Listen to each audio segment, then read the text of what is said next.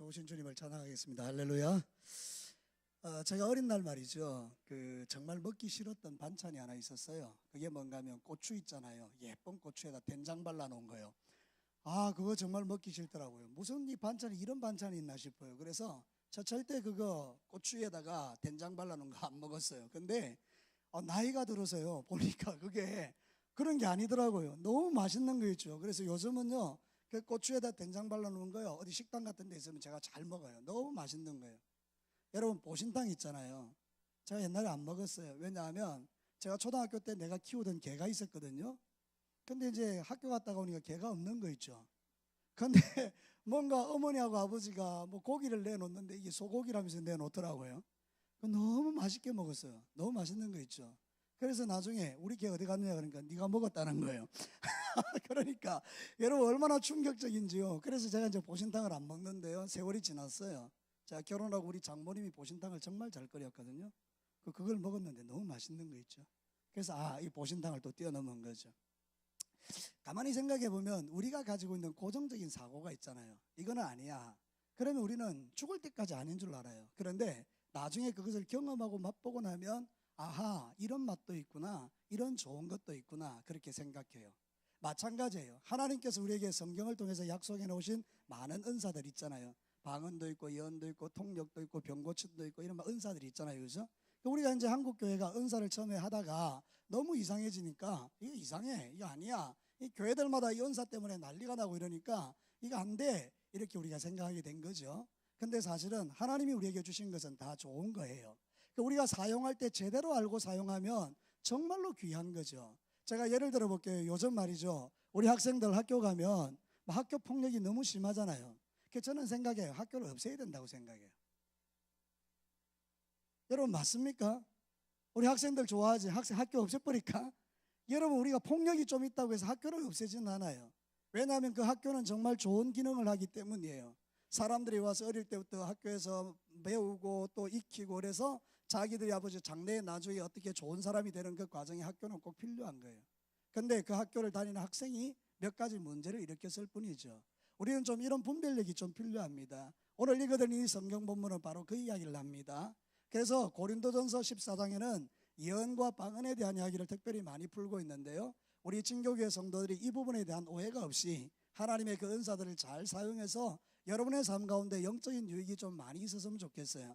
자, 오늘 성경 본문을 통해서 제가 성경에 있는 것만 가지고 이야기를 할 테니까 한번 들어보십시오. 오늘 성경이 우리에게 말하고 있는 방언은요 3가지가 있어요. 여러분들이 알고 있는 것처럼 방언에는요 3가지가 있어요. 첫 번째는 뭔가 하면 알아듣는 방언이에요. 여러분이 사도행전 2장에 보면 오순절 마가의 다락방에서 성령이 임했죠. 그리고 제자들이 뛰쳐나와서 막 말을 하는데 놀랍게도 유대인들은 전국으로 흩어져 있다가 전 세계로 흩어져 있다가 6월절 되면 몰려오거든요. 예루살렘에 오는데 어릴 때부터 바벨론에서 살았던 사람, 메대에서 살았던 사람, 바사에서 살았던 사람, 자기 언어가 다 달라요. 그런데 그들은 유대인이에요. 그러니까 이제 전통을 따라서 예루살렘으로 와서 이제 거기서 이제 6월절 축제를 하고 가는데 제자들이 나와서 막 말을 하는데 자기 나라 말로 막 들리는 거예요. 알아들은 거죠. 그래서 제일 먼저 나타나는 방언이 뭔가 하면 알아듣는 방언이었어요. 근데 이거는요 단회적이에요. 그때 그 역사가 일어난 거예요. 왜 일어난지 아십니까? 하나님의 구속사적인 섭리가 있기 때문이에요. 뭔가 하면 바벨탑 사건 아시죠? 창세기 10장에 보면 이 인간들이 바벨탑을 쫙 쌓아가지고 홍수 뒤에 우리가 절대로 망하지 말자 이런 이야기 하잖아요. 하나님께서 위에서 보시고 가관이니까 뭐 어떻게 했습니까? 바벨탑을 쌓는 자들에게 이 언어를 흩어버리셨죠. 그러니까 여러분 지금 우리가 영어 안 해도 되는데 영어 하게 된 게 그때 그 일이라. 그러니까 여러분 얼마나 힘들어요. 다 틀리는 방언을 이야기하니까. 근데 여러분 사도행전 2장에서 그 언어가 통일되고 있는 거예요. 뭐를 통해서? 예수 그리스도가 주시는 복음을 통해서요. 그래서 구속사적인 어떤 의미를 가지고 전 세계 사람들이 다 다르게 말하지만 한 가지로 통일될 수 있다. 그것은 복음이다. 이야기하는 거예요. 그래서 누구든지 어느 나라 사람이든지 간에 주 예수 그리스도를 믿는 자는 구원을 받는다. 할렐루야. 그래서 저와 여러분이 한국 사람이지만 예수 믿고 구원받습니다. 북한 사람도 예수 믿으면 구원받습니다. 아프리카 사람도 예수 믿으면 구원받습니다. 복음은 모두에게나 또 똑같습니다. 바벨탑에 흩어버렸던 언어가 복음으로 통일되어 버린 거예요. 그래서 여러분 사도행전 2장의 사건은 그것을 우리에게 예표적으로 가르치는 거예요. 그래서 그 방언은 알아듣는 방언이에요. 두 번째가 뭔지 아십니까? 통역이 필요한 방언입니다. 이거는요 직임이라고 그래요. 여러분 제가 성경을 한 군데 보겠습니다. 고린도전서 12장 28절 조금 앞으로 넘겨보세요. 고린도전서 12장 8절 12장 28절 여러분 성경 28절 한번 읽어봅시다. 직임이 나옵니다. 직임 같이 읽어볼게요. 12장 28절 시작. 하나님이 교회 중에 몇을 세우셨으니 첫째는 사도요, 둘째는 선지자요, 셋째는 교사요, 그 다음은 능력 행하는 자요, 그 다음은 병 고치는 은사와 서로 돕는 것과 다스리는 것과 각종 방언을 말하는 것이니라. 자, 여기는 사람에 대한 이야기를 해요. 어떤 사람은 목사로, 어떤 사람은 선지자로, 어떤 사람은 사도로, 어떤 사람은 복음 전하는 자로, 어떤 사람은 방언을 말하는 자로 직임이 있어요. 이거는 뭔가 하면요 반드시 통역이 필요해요. 어떤 사람에게 하나님께서 방언을 말하는 직임을 공적으로 주셨어요. 그럼 이 사람은 하나님께 기도하는 중에 교회에다가 하고 싶은 방언이 있는 거예요. 그래서 방언을 쫙 풀었어요. 그런데 그 중에 반드시 통역하는 사람이 있어야 돼요. 세 사람은 있어야 돼요. 제 이야기가 아니고 성경의 이야기입니다. 자, 성경으로 한번 돌아가 보겠습니다. 27절 28절 우리 14장 27절 28절을 한번 보십시오. 제가 성경에 있는 이야기를 여러분에게 드리는 겁니다. 한번 보십시다.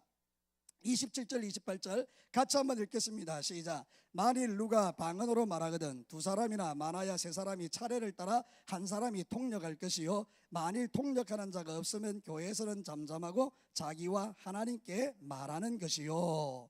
무슨 이야기입니까? 이 사람이 방언을 막 하면 옆에 있는 사람이 통역을 하는 거예요. 이 말은 우리에게 이렇게 하나님이 지금 말씀하고 있는 것입니다. 그러면 옆에 있는 사람이 두 번째 사람이 맞습니다. 그 말은 하나님이 지금 이렇게 말하는 겁니다 하고 두 번째 통역도 같아요. 근데 세 번째 통역이 아닙니다. 저 통역은 잘못된 겁니다.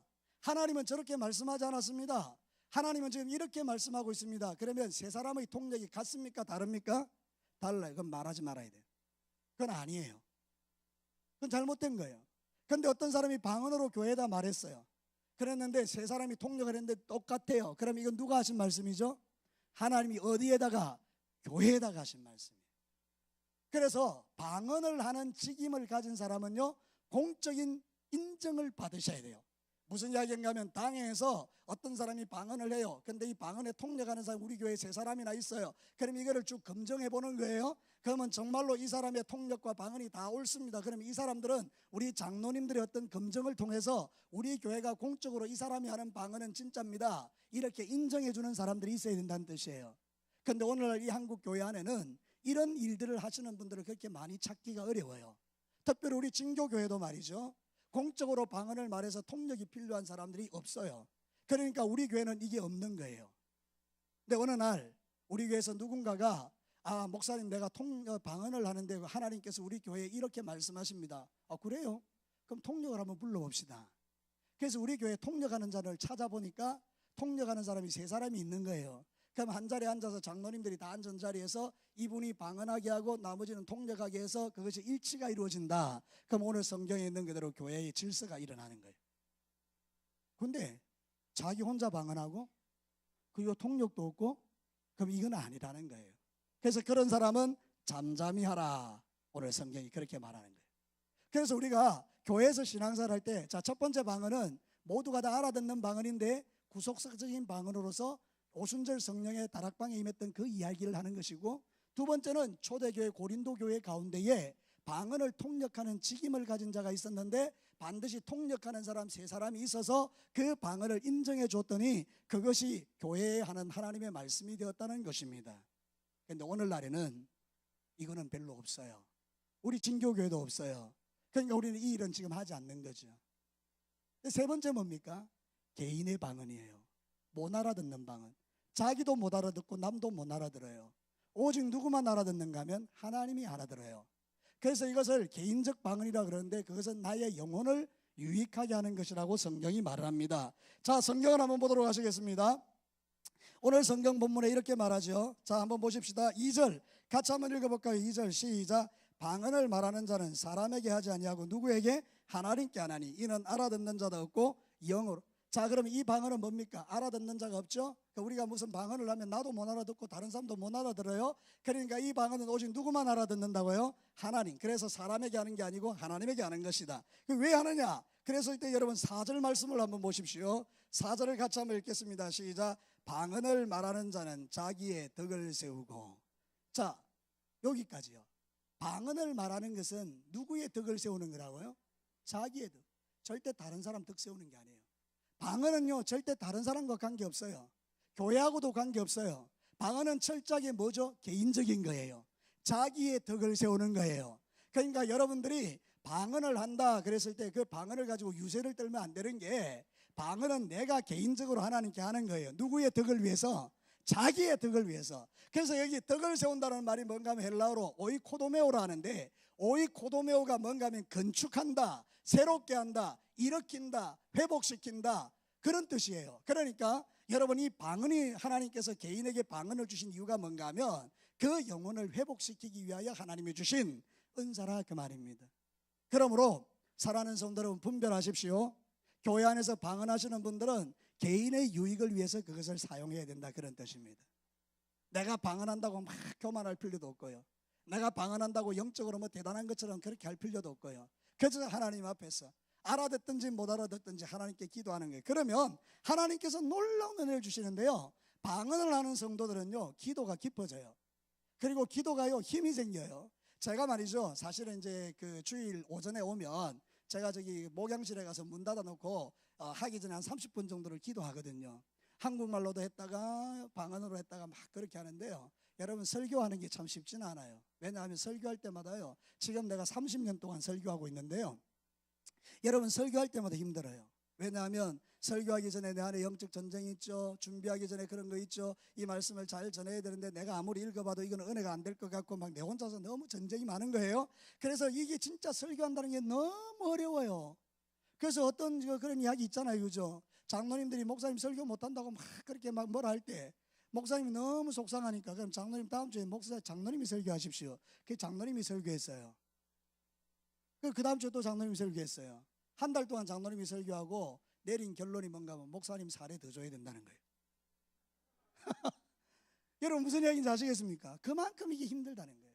그런데 여러분, 제가 거기서 하나님께 기도하는 거예요. 하나님, 정말 나를 통해서 우리 진교회 성도들에게 하나님의 은혜가 부어지기를 원합니다. 막 기도하는데요, 방언으로 막 기도하면요, 내 안에서 저 밑에서부터 개인의 덕이라 했죠.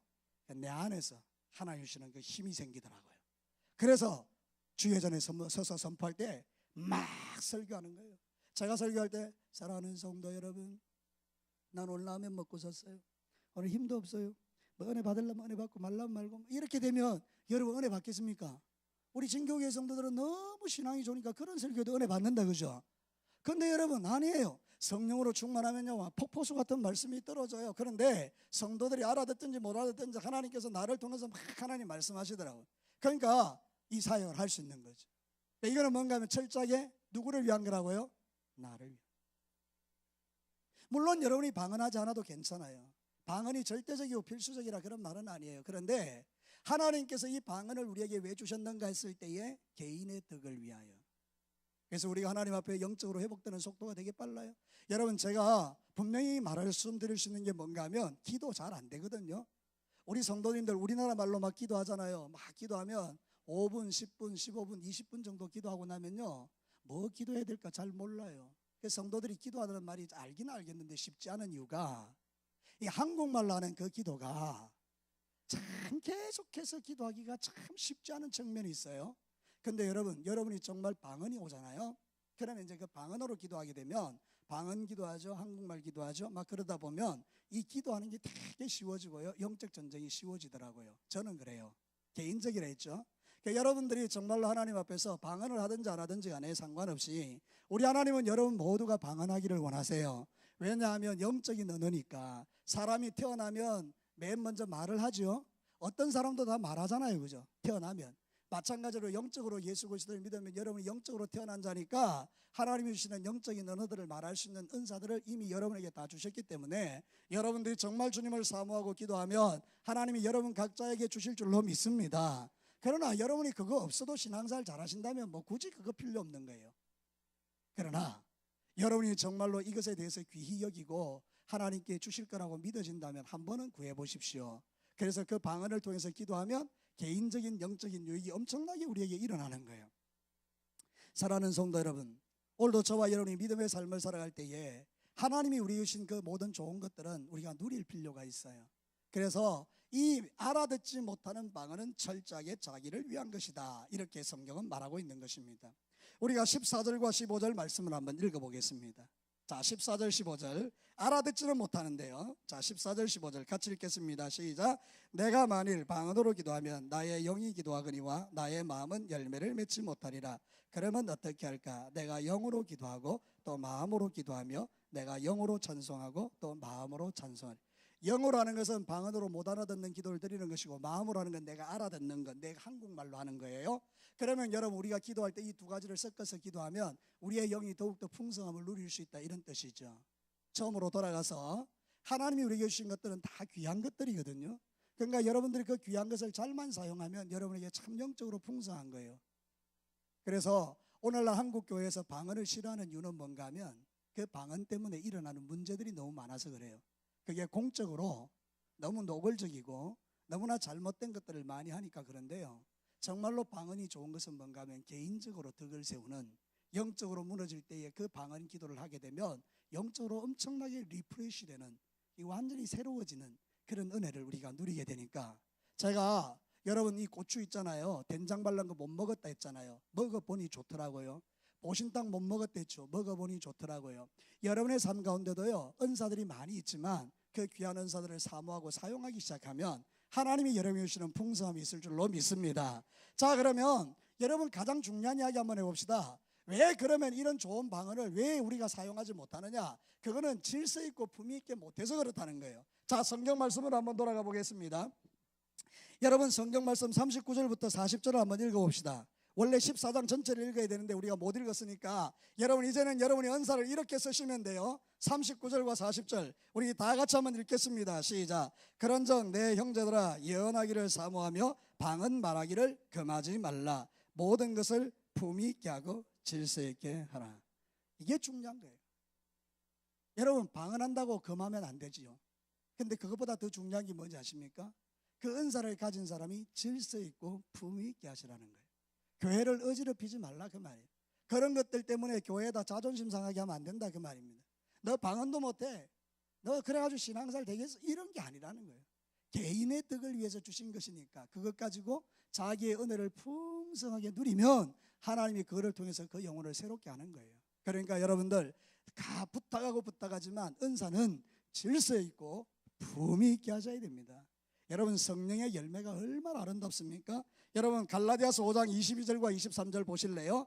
갈라디아서 5장 22절과 23절 외우시죠? 같이 한번 읽어봅시다. 시작. 오직 성령의 열매는 사랑과 희락과 화평과 오래 참음과 자비와 양성과 충성과 온유와 절제니 이 같은 것을 금지할 법이 없느니라.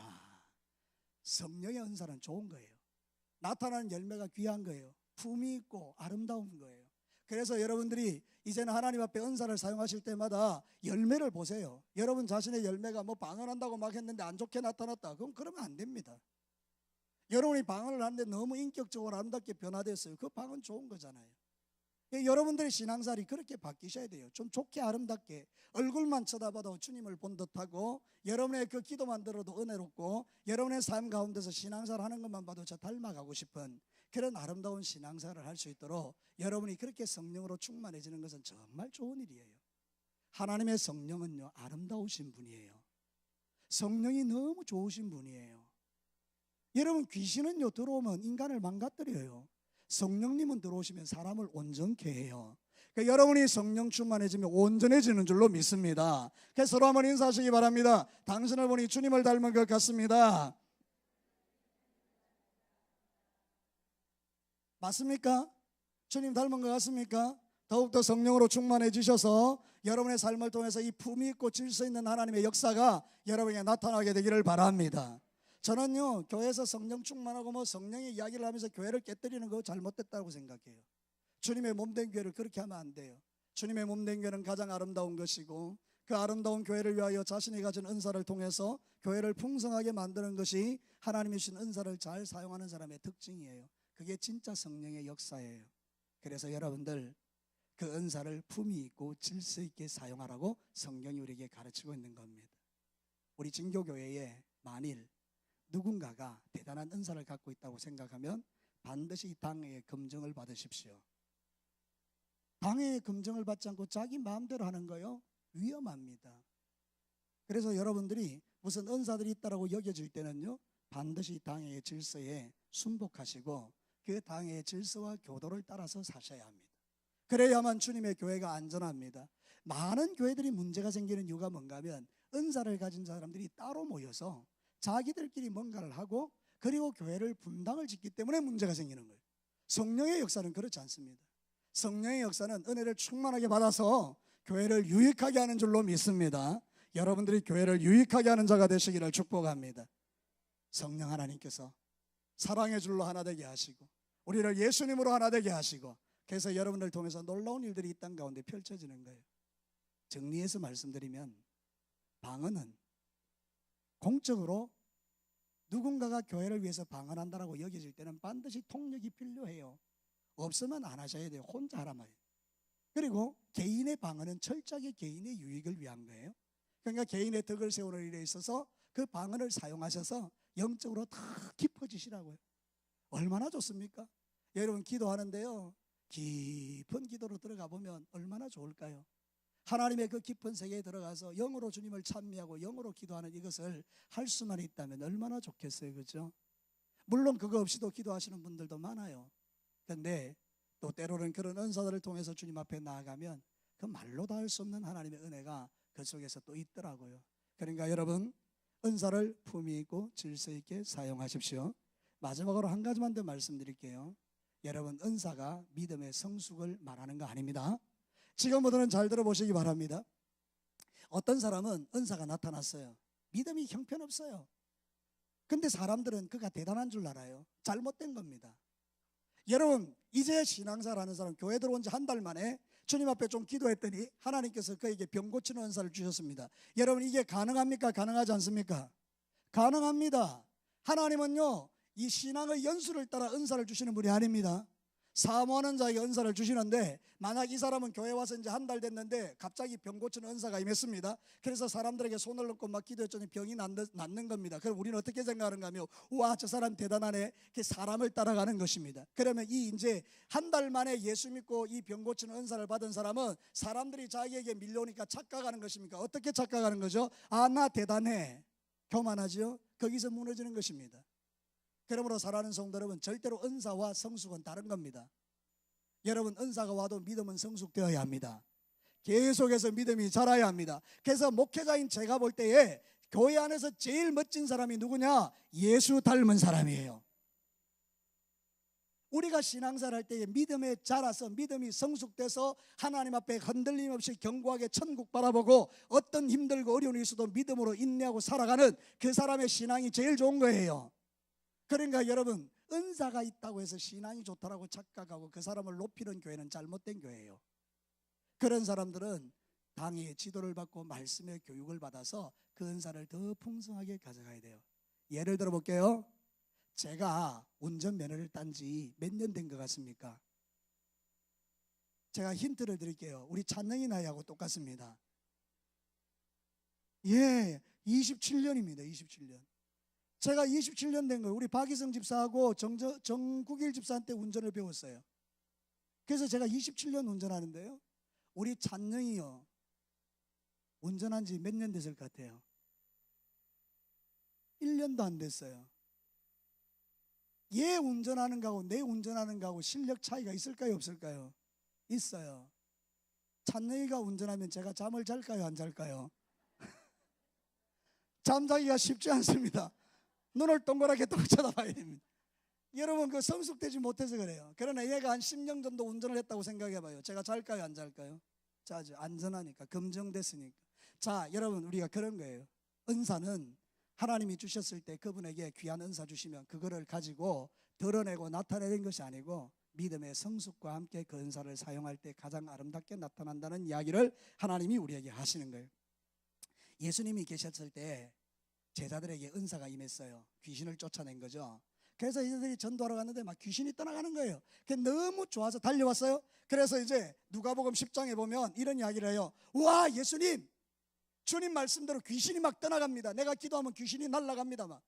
그러니까 예수님이 이렇게 말씀하셨어요. 누가복음 10장 20절 우리 같이 한번 읽어봅시다. 시작. 그러나 귀신이 너희에게 항복하는 것으로 기뻐하지 말고 너희 이름이 하늘나라에 기록된 것으로 인하여 기뻐하라. 그런 나타나는 것에 너무 집중해서 그거에 열광하지 말라는 거예요. 정말 우리에게 중요한 건 뭔지 아세요? 하나님이 은사 주신 것 가지고 하나님과 깊은 영적 교제를 통하여 믿음이 자라나서 교회를 유익하게 하는 거예요. 하나님이 우리에게 은사를 주신 이유는 교회를 유익하게 하기 위함이에요. 그러니까 여러분들 여기 가운데 여러분 각자 은사를 가지고 계신 분들요, 그 은사를 믿음으로 잘 이렇게 다듬어서 신앙생활 잘하고 성숙하게 돼서 우리 진교회가 여러분들 때문에 더 풍성해지는 은혜가 나타나기를 주의 이름으로 축복합니다. 여러분이 절대로 누구가 은사 있다고 막 달라들어서 추종하고 쫓아가고 높이고 이러면 그 사람이 원래 그런 사람은 아닌데 나중에 교만해져요. 그러니까 절대로 그런 일을 우리가 또 해서도 안 돼요. 그래서 교회 안에서는 품위 있고 질서 있게, 은사는 영적 성숙과 다른 것이다. 이거를 여러분이 꼭 기억하고, 우리 진교교회에 혹시 누가 기도를 막 하는데 하나님께서 여러분에게 감당할 수 없는 은사를 주셨다라고 믿어지거든요. 반드시 저를 찾아오십시오. 진교교회 담임 목사인 저에게 찾아오십시오. 제게 상담을 받으십시오. 그리고 제가 그것을 판단해보고 우리 당회를 소집해서 그분의 은사를 점검해드리고 그것이 우리 교회를 유익하게 하면 그것을 공적으로 사용할 수 있도록 하는 거죠. 그러나 그런 것이 없이 개인적으로 그냥 자기들끼리 모여서 대충 막 이렇게 하는 이런 것들은 교회의 질서를 어지럽히는 거예요. 주님이 원치 않는 거예요. 그러니까 여러분들 그거를 꼭 기억하시고 신앙생활을 잘 하시기 바랍니다.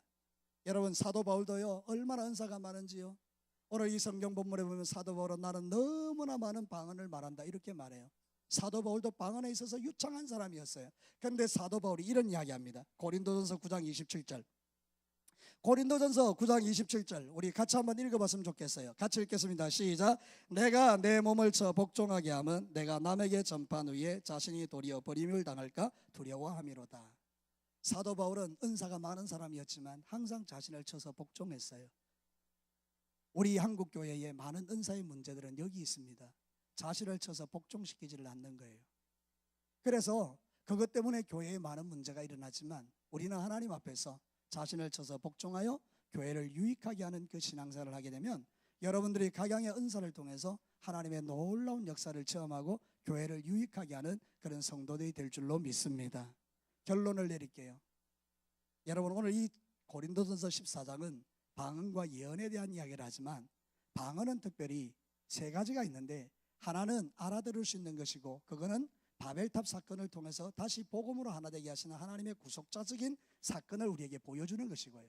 그 다음에 듣지는 못하는데 통력 있는 방언이 있습니다. 이거는 직임입니다. 아무나 하는 게 아니고 하나님이 특별히 그에게 직임을 주셨고 통력을 붙이셔서 확정하게 하신 것입니다. 이런 게 나타나는 교회가 있다면 그것도 괜찮은 교회이죠. 그런데 세 번째는 철저하게 개인적인 덕을 위하여 방언의 은사가 주어지는 것입니다.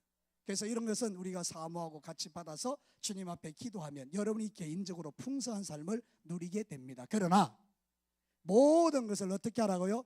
질서 있고 품위 있게. 성령 하나님이 우리 안에 오신 것은 좋은 거니까 질서 있고 품위 있게 하는 것입니다. 그리고 은사와 영적 성숙은 같다 다르다요? 다릅니다. 은사가 왔다고 믿음이 좋은 거 아닙니다. 여러분 믿음은 자라나셔야 합니다. 그래서 최고 좋은 믿음은 예수님을 닮는 것입니다. 여러분이 예수님을 닮기를 축복합니다. 자, 말씀을 마치면서 서로 한번 인사하겠습니다. 당신의 모습 속에서 예수님을 보기를 원합니다.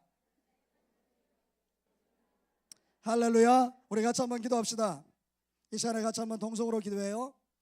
기도할 때에 우리 헌금위원들 앞으로 좀 나와주시기 바랍니다. 우리 다 같이 한번 간절히 기도하겠습니다. 하나님 아버지, 정말 주님이 주신 이 귀한 사 잘 사용해서 하나님 교회를 유익하게 하고 내 자신도 영적으로 더 깊어지기를 원합니다. 우리 다 같이 한번 간절히 주님 앞에 주시는 은사를 잘 사용할 수 있게 해달라고, 우리 진교교회가 주님 오시는 그 풍성함을 누리게 해달라고 우리 다 같이 한번 간절히 한번 기도하도록 하시겠습니다. 다 같이 기도합니다. 참으로 좋으신 하나님 아버지와 감사합니다.